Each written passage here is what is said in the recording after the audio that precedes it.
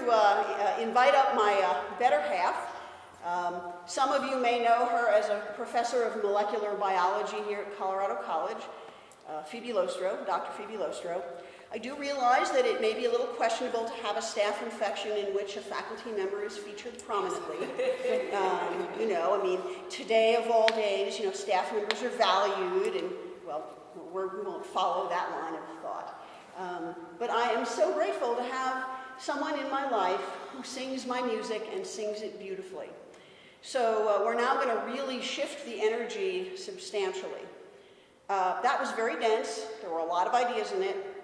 I think similar ideas will emerge from the songs, but in clearer ways and simpler ways, and most importantly, as all you songwriters out there will know, ways that rhyme. So, please welcome Phoebe.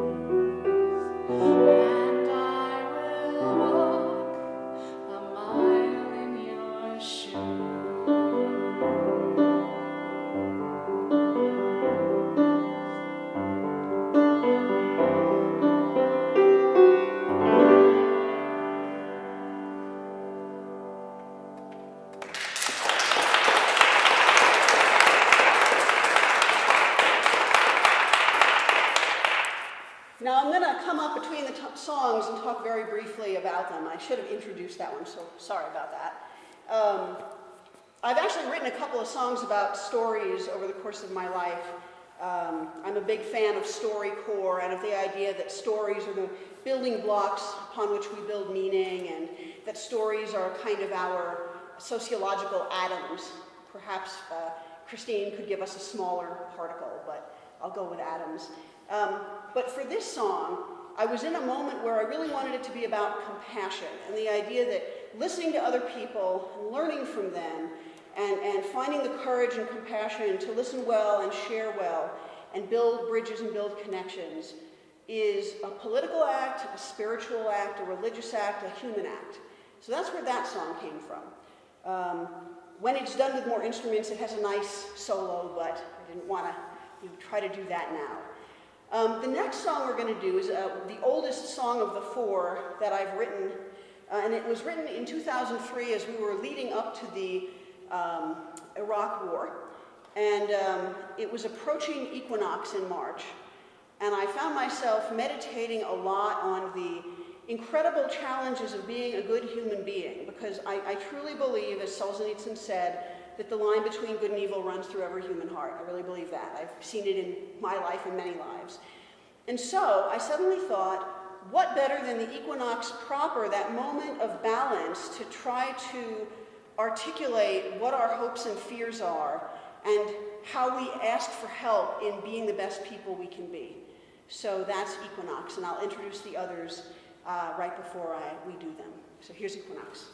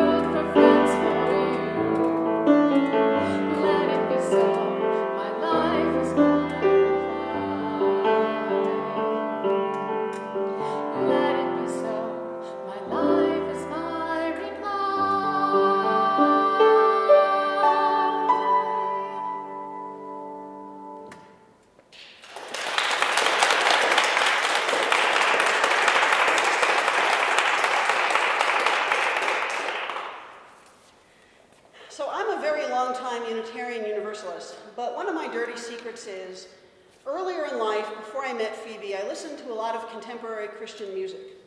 And the reason I did this was not because those were my doctrinal beliefs, but because it was the only place I heard religion in pop music. And of course, eventually, as you're hearing now, I thought, well, I'm not hearing it elsewhere, I'm going to write my own. But one of the things I have always remembered from that era of listening to CCM was the profound importance of the image of the harvest and farming metaphors. Now, in that community, for that doctrinal background, harvesting and farming and being in the field is about evangelism. It's about proselytizing. But I thought, okay, that's not my language or my priorities, but it's a great metaphor. It's a great set of images. So what is the farm work for people of liberal religion. What is our harvest? If it isn't going out and trying to make all of you believe exactly what I do, which would be very complicated anyway, because what I believe is very complicated anyway. And the answer I eventually found was in the idea that the harvest is the work we do for our own or toward our own wholeness. So hopefully you'll hear in this song both a nod, if you listen to contemporary Christian music or ever did, hopefully you will hear a nod toward it. But hopefully you'll also hear a way that it has been moved to mean something a little bit different. So here's Phoebe Lostroh again, bringing in the harvest.